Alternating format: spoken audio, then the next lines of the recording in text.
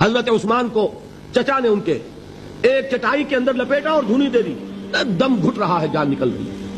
حضرت مصعب بن عمیر رضی اللہ تعالی عنہ، وہ نوجوان 200 درہم کا جوڑا ان کا سل کر آتا تھا شام سے تیار ہو کر، لباس معطر ہوتا تھا، جدھر سے نکل گیا پوری گلی جو ہے وہ معطر ہو گئی، انگلیاں اٹھ رہی ہیں، وہ جا رہا ہے مصعب، یہ خوشبو اس کی ہے۔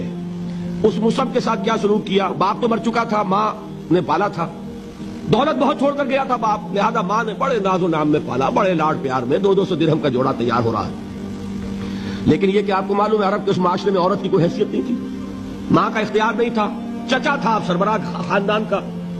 چچا نے کہا مصعب اگر تم نے اپنے باپ کا دین چھوڑ دیا ہے تو باپ کی دولت پر بھی تمہارا کوئی حق نہیں ہے، نکل جاؤ گھر سے۔ اس نے یہ سوچا تھا کہ مصعب کے ہوش ٹھکانے آ جائیں گے، دن میں تارے نظر آ جائیں گے، ناز و نام میں پلا ہوا، گھر سے نکل کے جائے گا کہاں؟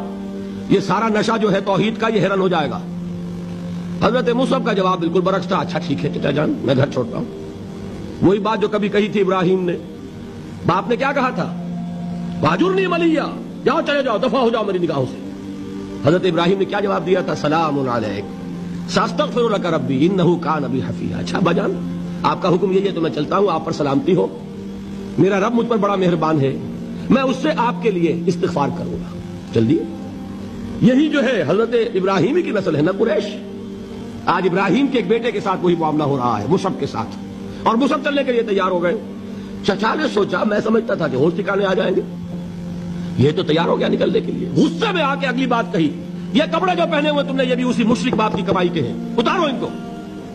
وہی کپڑے اتارے، مادرزاد برہنہ گھر سے نکالے گئے، ماں کے پاس پہنچے، ماں نے آنکھوں پر ہاتھ رکھے، مصعب کیا ہوا؟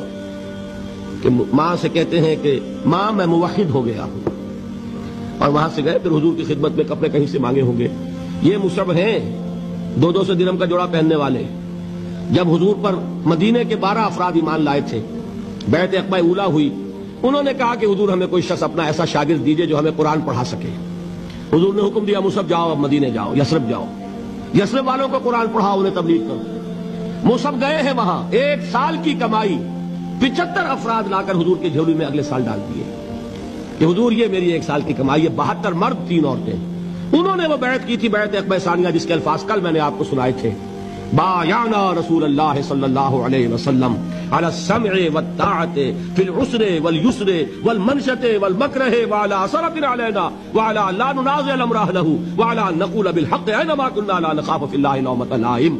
یہ 72 مرد تھے مدینے کے جنہوں نے یہ بیعت کی، پھر انہوں نے ریکویسٹ کی کہ حضور اب آپ ہمارے ہاں تشریف لائیے، ہم اگر یہ مکے والے وہاں حملہ کریں گے تو ہم آپ کی حفاظت کریں گے جیسے کہ اپنے اہل و عیال کی کرتے ہیں۔ بہرحال وہ مصعب بن عمیر ہیں جو غزوہ احد میں شہید ہوئے، اور جب شہید ہوئے تو ان کے جسم پر صرف ایک چادر تھی۔ ایک بات تو یہ نوٹ کیجئے، موضوع سے ذرا بات تھوڑی ادھر ادھر جا رہی ہے، لیکن یہی چیزیں ہیں اصل میں کہ جو ہمارے دلوں کو منور کرنے والی ہیں نور ایمان سے۔ وہ علم بردار تھے غزوہ احد میں، جھنڈا مسلمانوں کا ان کے پاس تھا، ایک ہاتھ پر ایک شانے پر وار پڑا، ہاتھ کٹ گیا، دوسرے سے تھاما، دوسرے پہ کٹ گیا، اب دونوں حصوں کے بچے ہوئے ٹکڑوں سے جھنڈے کو تھاما، گرنے نہیں دیا، یہاں تک کہ شہید ہو گئے۔ گرے ہیں تو جھنڈا گرا ہے۔ شکل میں حضور سے بہت مشابہ تھے، خبر اڑ گئی کہ محمد شہید ہو گئے صلی اللہ علیہ وسلم۔ یہ مصعب بن عمیر کا واقعہ ہے۔